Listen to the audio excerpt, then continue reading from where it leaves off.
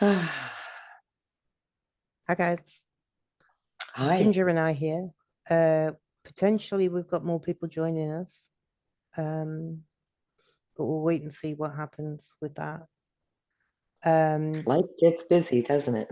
it does, and just wanted to say that this show, because it's the 22nd here, and it'll be the 23rd tomorrow, being the 23rd of March 2023, which was the date that Nigel had this huge thing about it being really significant. Um, so I kind of decided that, or Ginger and I decided that we put like a Nigel style presentation together. So it takes us a lot longer than it took Nigel to do it, but we're going to be going ahead with this sort of Nigel style of putting this thing together.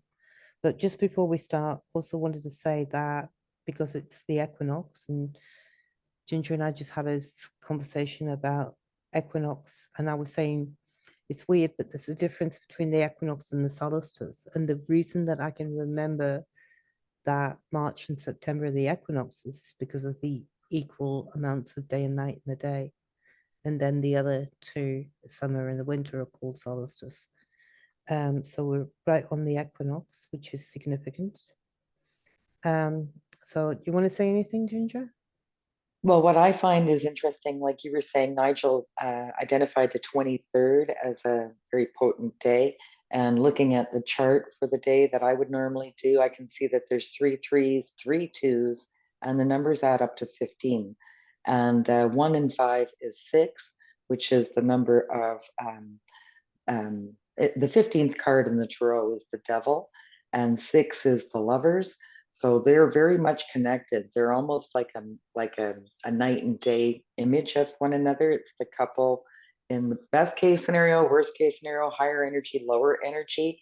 It was the energy of last year. Yes, last year was the sixth year.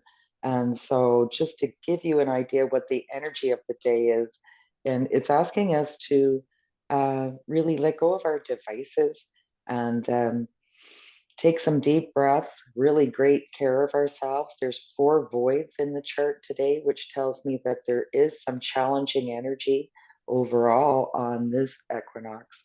And but you know, a lot Mercury I know is in Aries, and so your thoughts can feel a little more fiery, a little less comfortable than what you're accustomed to.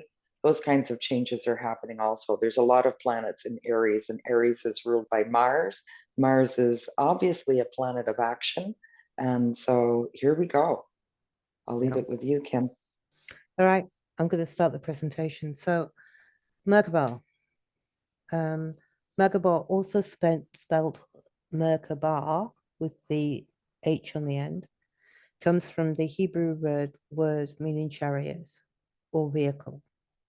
It can be also defined as light spirit body. So if it was light spirit body, then we are the Merkaba. It is our energy body. And this Correct. particular symbol here is actually two triangles or two pyramids, three-sided pyramids, inverted and then the right way up, which is also the symbol for male and female. If It's it also was the symbol for fire and water. right. So, and then I mean, you think about all the times fire and ice and all the rest of it, all the terminology around us, the terms around us in relation to it being the time of fire and ice. And So we've talked a lot about this being the chariot year. So I think that's quite significant that you're bringing this to light, Kim. well, that I've read years ago that that's the shape or the shape of the device that carries us through to the other side that we sit in. And years ago, I used to do meditations where I used to I used to encase myself in one of those. So put the pointy end to the front and then bring the three sides up and then put the pointy end to the back and bring the three sides down and then imagine myself encased in that. Um, and then commence my meditation. I don't know whether it made any difference, but it was just something that I sort of gleaned would. I Anyway, think it's a very powerful visualization tool. And, again, it's something that once you know it and you sort of integrate it, it just becomes a part of who we are. You're still in your Merkaba. You integrated it, you downloaded all that information and made it a part of who you consciously became in that time. So I feel as though you've always known it's there. And now we're exploring it in a new way. Like I've been wondering about the word ka for many years. So I'm pretty excited to dive into this because I've been getting a lot of hits, and this is certainly one that is really jumping all of a sudden. Now I couldn't see it before. okay, so the first section's mer. So mer is water in French. It also means Mary, the female. Mer words such as mermaid, the merchant being the feminine chant, or marine or marina. So the picture on the right hand side is actually the Little Mermaid, which is quite famous on a rock in Denmark, in Copenhagen. It's one of Copenhagen's top tourist things that it's quite famous for. So the Little Mermaid, Disney did a movie on it, but it was actually a story written by Hans Christian Andersen, and that was the basis for The Mermaid in Denmark. But in a nutshell, the story of The Little Mermaid is the Little Mermaid falls in love with a prince and discovers that mermaids have no souls but live for 300 years. If they get a human to fall in love with them and marry them, then they no longer live for 300 years. They live the normal life of 80 years ish, but they do get a soul. So, one of my questions is, could this be describing the elite? Could the elite have no souls? Could they be soulless and therefore live for 300 years? And that's one of the reasons why there's so much destruction and so much dismay of the whole thing. Anyway. It certainly makes a lot of sense, Kim. And there's been some speculation recently about our former queen in terms of her actual timing of departure. I think, anytime any kind of major celebrity leaves, there's always going to be, stories and what ifs and could it have been. But this one really struck because of what you've just said. And historically, we've been told that it's quite common for people to live 3, 4, 500 years. And so, what does that mean? And now they've suggested that I guess a grandchild, Lilibet, is the reincarnation of this entity that we called Queen. Could be. I'm And actually gonna get. I don't want to, I don't know, but I think it's interesting timing, for that type of speculation, along with, the observations that you've made. I'm gonna get into the Queen a bit later anyway, but not in that. Oh, But mermaid, okay. So the Phoenician god. Oh, I have blocked my own screen there. Astarte. Astarte is well known as the goddess of sexual love and fertility, but also has associations with war. In biblical Hebrew, the noun Astaro derived from the divine name Ashtart or Astarte, meaning increased progeny, an indication of Astarte's fertility function. So the picture on the right hand side, on the left hand side of the picture here is in the middle, we've got the symbol for Starbucks coffee, which is a mermaid.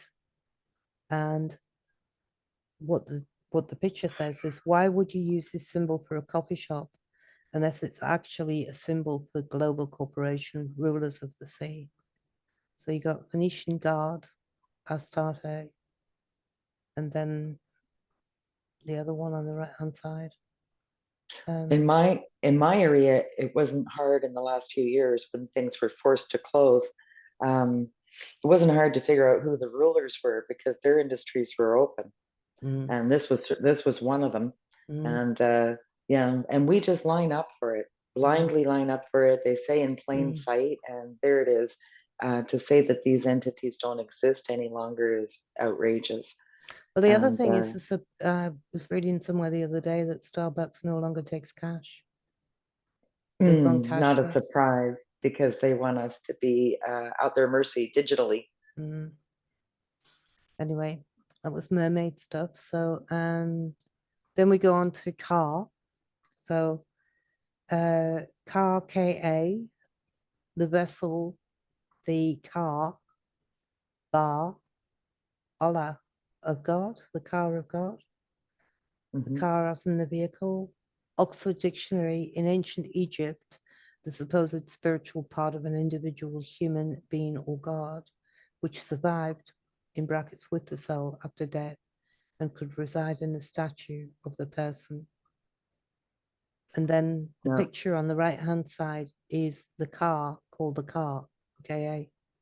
Can't remember I which. remember those. They were, I think they're pretty Ford. popular. They were pretty popular. I think you're right. I think they're a Ford. And Ford car. yeah, the other thing that strikes me about Ka is that it keeps coming up for me, King Arthur, Yeah. um, this type of thing. And so I do feel as though it's like an earthbound entity. So it's our experience here on earth. It's the heart. When you go back to the Merkaba, it's the middle, it's the heart, it's the earth.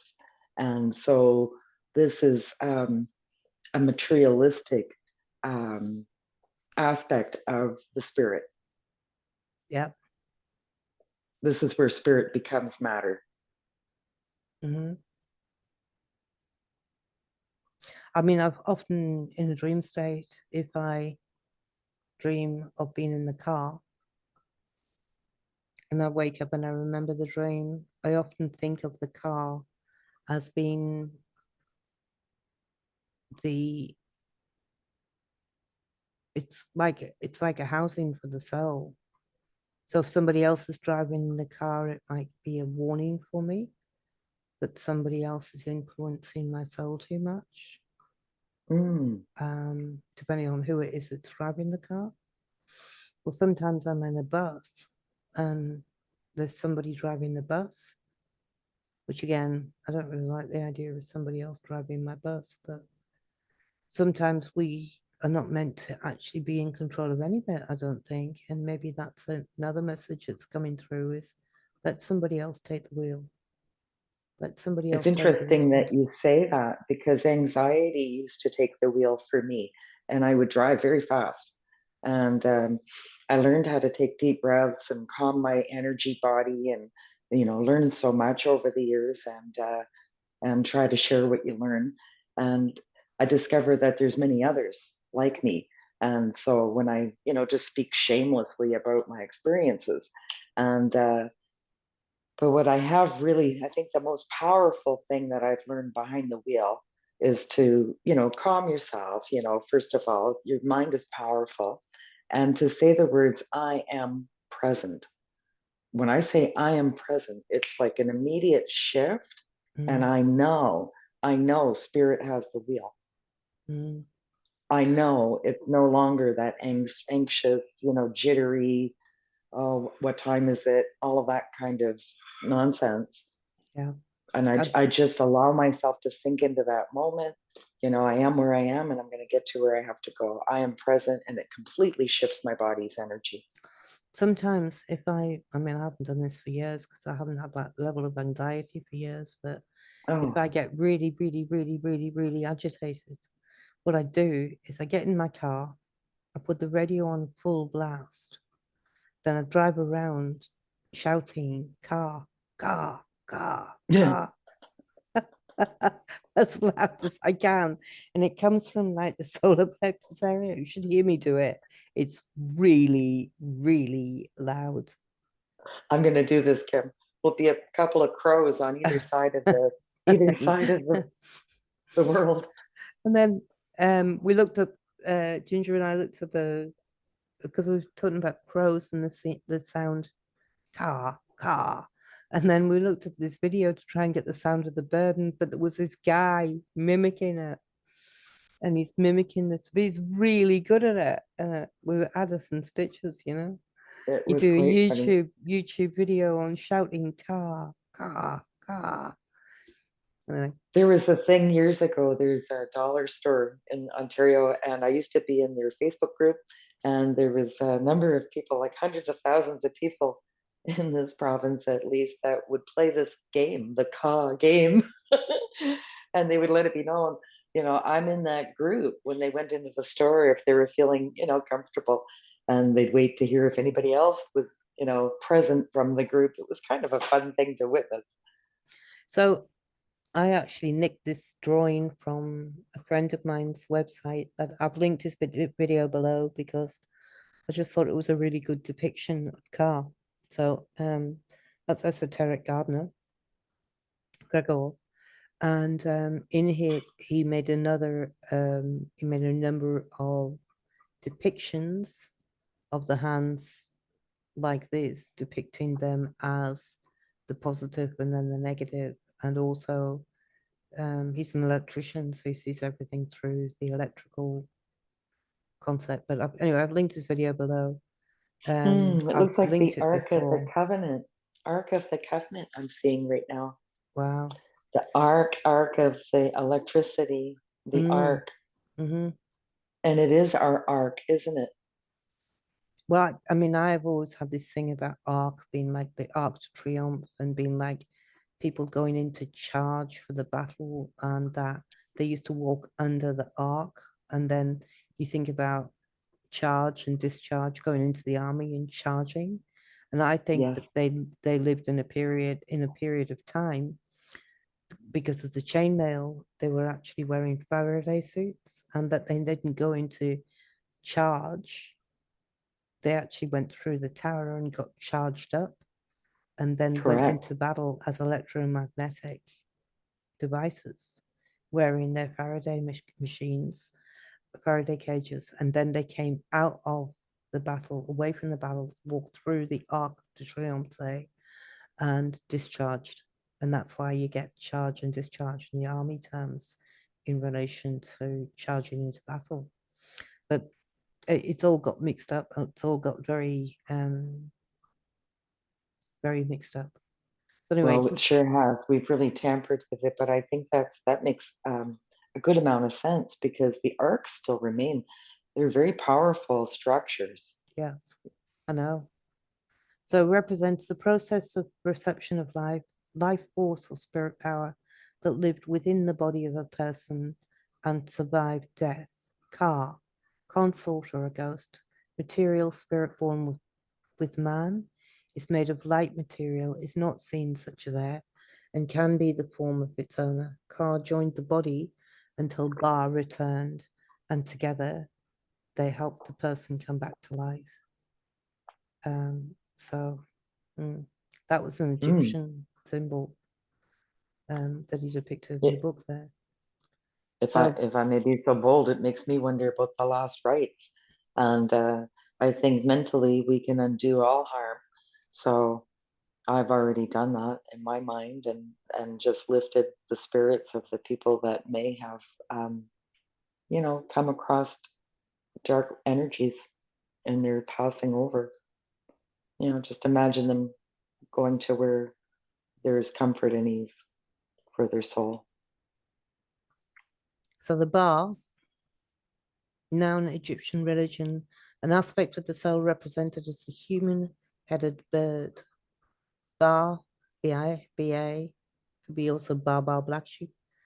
Barium chemistry. So it's the two-letter word, and barium's got the chemical with the symbol bar and the atomic number of 56, which is 11. It Um, also reminds me of Baal, yeah, I Baal. think we go on to talk about that. Baal, Oh, what is it? The bar, the bowl, bringing it into alignment, the angel and the devil from within us, the balance of the good and the bad. We're in the middle. We need to balance the oppositions, the bar. the ball and the football, the bar, the ball. So with the ball, a friend of mine was talking the other day, and she was saying how we were actually having a conversation about mainly men being obsessed with football and Hmm. why they were obsessed with football, and then talking about this idea that they're all chasing around this one ball on this field, and their objective is to get it inside this little catchment into something. And she was saying it mimics the sperm running around trying to get into the hole, trying to get into the egg, and that there's something very football represents that or something, like all the men running around trying to get the ball into the It would um make sense as to why it's such a fanatical, sport, why there's so many people attracted to it. Sex sells. yeah, yeah. They really know how to harvest your energy. I don't know about that, but it's just out there. Yeah, So I think it's an interesting analogy. MER KA BA, the vessel cannot move without the MER and the bar in balance, and the car is inoperable and earthbound. So the MER KA BA kind of going with the flow again, back to going with the flow and bringing the good and the bad into balance. So recognizing both as not bad and both as needed, and you need to have the one and the other, so you can take this sort of abject mindset of balance, that there's balance in the universe. Okay, so just going back to the mermaids for a minute. Mermaids can also be referred as sirens, and sirens are depicted as the evil sister of the mermaid. They would entice men to their death by seeking them to come beneath the water by singing to them. Sirens in Greek mythology, a creature half bird and half woman, who lured sailors to destruction by the sweetness of her song.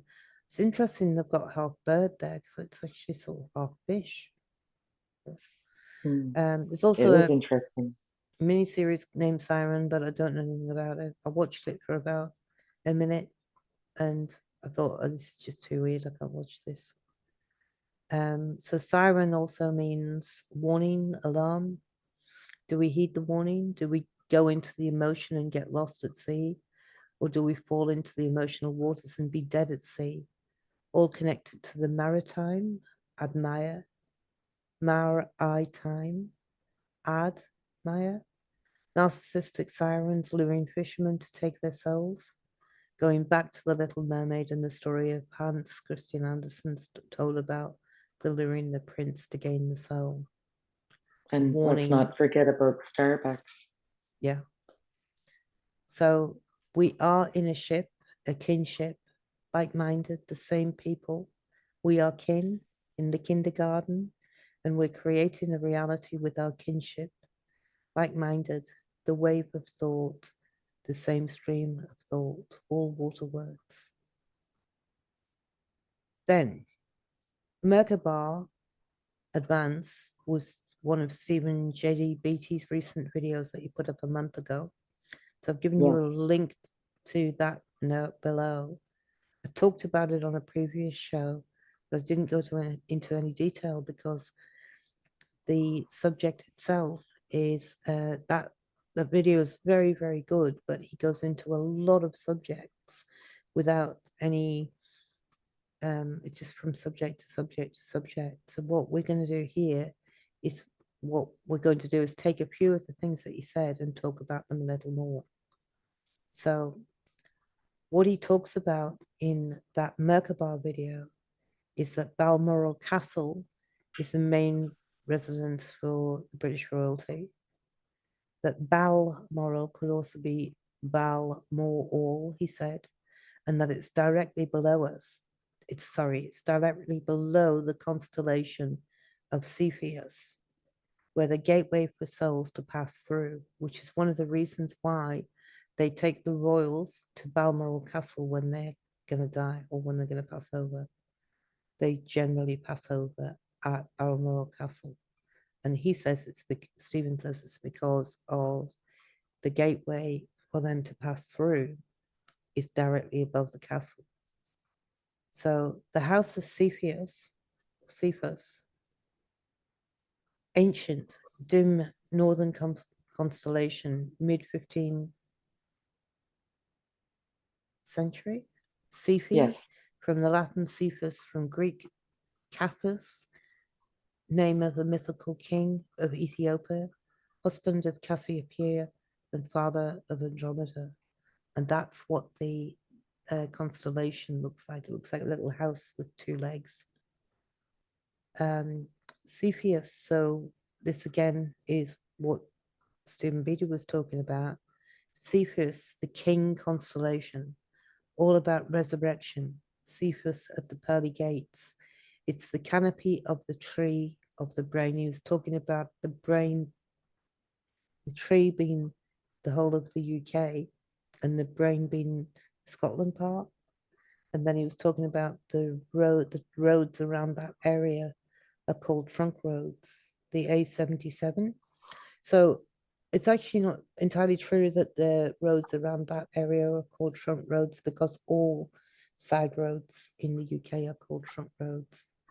So it's not just those roads that are called trunk roads, it's everywhere. But it's like secondary roads, they're the A roads. it does speak to our relationship with trees, which I Yeah. think is really, really critically important. Well, he went on to say that the tree ceremony and the Queen, so when they were doing that a Platinum Jubilee, they were presenting the process of the death story. Well, he doesn't say this, this is what I'm saying. They're presenting us with the process of the death story of the Queen with the Queen's Platinum Jubilee, because they had, Her ascension from yeah, this realm. and I'll link that video below as well. But it was the process that they took. When they had her touch that ball, and the lights traveled 25 miles away from Windsor Castle to Buckingham Palace, where the Tree of Life stood, and the lights went on the ground for 25 miles. And then I think Prince Andrew was at the other end. I think you're Um, right. and anyway, there's a whole ceremony there if you missed that at the time. But it's obviously a depiction of the DNA. It's obviously a depiction of some sort of enlightenment with regards to the tree, or the tree of life. They could have been depicting the death story. So I'll just put these two comments in there. Why money in ceremony? Is it because Hmm. it generates income? There's a question there. So then Stephen Beatty also goes on to talk about the spine of Albion, which is a ley line stretching through Scotland and England and the UK, among which significant towns and events register, including speculations with regards to famous legends from the past. Now, I watched another video done by um, Gary Bickler, who goes into the significance of that spine of Albion on a much deeper level. It's actually a straight line, loads of towns built on it, and loads of significant events. Just weird that it's built in an entirely straight line. And when you look at the mythology of the area and King Arthur and the dragons, another way of seeing it is that these are ley lines, these are dragon lines, these are Mm. spirit lines, these are really powerful points of energy. I'm very curious to hear from people who might be from those areas, and what is the local folklore? And I think the more we tell our stories, the more we get to the truth of what this area, the real truth behind our history, our story. And I'm excited to witness this story unfold. I think Mm. it's very important for us to understand where we came from so that we can determine where we're going. Mm-hmm. So then there's also another line which goes across. I'll just go to the previous. So that line goes from one end of England to the other up. And And the you can other see line the cross there, across, which I believe, and I'm not certain, I believe he said that represents Cygnus, the swan. So it's perhaps relevant. okay. So the other line that goes across again goes through the broadest part of England. It's like the thickest bit, and it's called the St. Michael's alignment. So it's a really unclear picture that, but the story I wanted to tell about this is on St. Michael's alignment is it's actually here, Avebury. It's a town, small town called Avebury. It's pretty close to it's a big Oh, what am I thinking of? Stonehenge. It's it is the also feminine Stonehenge is what I've heard. right. So Avebury. so Avebury, well, Avebury was supposed to be all about the womb and all the rest of it. So Yes, just it's I mean the village itself, well the stone is actually goes right through the center of the village. The whole circle goes right through the middle of the village. And it's probably one of the most intact sites, and a lot of the stones are missing because they it's broke up a lot also of them. they're But they're calling this a true henge, where the other Stonehenge is not truly a henge. A mm, henge is when there's a mound of rocks where, and you can see the mound, but it's like a mound that it's like an elevation of land that forms the ring. right, So it's not just a ring of stones, it's a henge, a right. stone henge. And that's what we don't see at the other location. So with Avebury, right? When the internet first of all came out, I watched this really really badly filmed video, and it was like one of these video cameras that was shaking all over the place, and there's about two couple talking, and they were saying that they'd lived in the village of Avebury, and their families and their families families and their families, like for generations they'd lived there, and they had a book with various different stories. And she was talking about this one particular story where she was saying that the position of where Avebury was it was between Silbury Hill and Glastonbury Tor. And what she was saying was that the traditional family talked about how they brought the stones there, and they talked about a situation where a group of people got together and they sang a tune, and two people stood in front with like divining rods, and then when they hummed or they chanted this tune, that the two people in front with the divining rods arms would grow green, would glow green, and that was the tone or the theme they would sing to was the theme Greensleeves. And that was the reason why the song Greensleeve had perpetuated throughout history. It had come right the way through as a modern day song. So I was looking up the and I found a version of Lorena McKinnet singing it. Um, and I linked that below so you can have a listen. But as soon as I listened to it, I thought, oh yeah, it's the song that everybody's taught to play the music with in the music Well, in the I was music reading industries. comments on some videos. I went to listen to that song, and the first thing I noticed is that it reminded me of another song. And so it's not a patented song. But what I'm reminded of when you're reading about the Greensleeves there, Kim, and sharing with us about the story of their arms glowing green, made me think of the hue man, the color man, the color person, right? We are a spectrum of color. We're a spectrum of light. And yeah, I did find that's what came to mind. So I found that kind of curious, but it is a powerful song. The comments in the videos that I looked at, a lot of people said, oh, I always come to tears. It makes me cry. You know, a lot of emotions around that song. I thought I would share Interesting. that when I was, yeah, when I was searching for it. So What child is this who lays to rest on Mary's? It's the same song. Yeah, It's the same, and it goes yeah, all the like on the scale. I'm no musician, yeah. but it feels to me like the sound goes high and low and then sort of stutters, and it's a little, it's like a real roller coaster.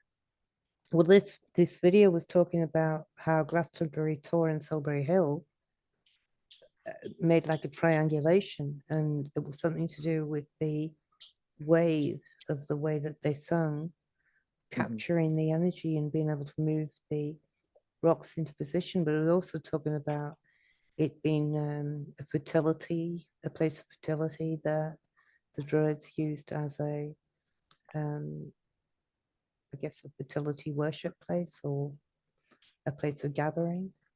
Anyway, the Yes, last thing, oh, I missed the last one, was actually depressed, which was something that you mentioned um, last time we spoke. I often call it like a state of digestion too, because it's a lot for us to digest and Yes. it takes time.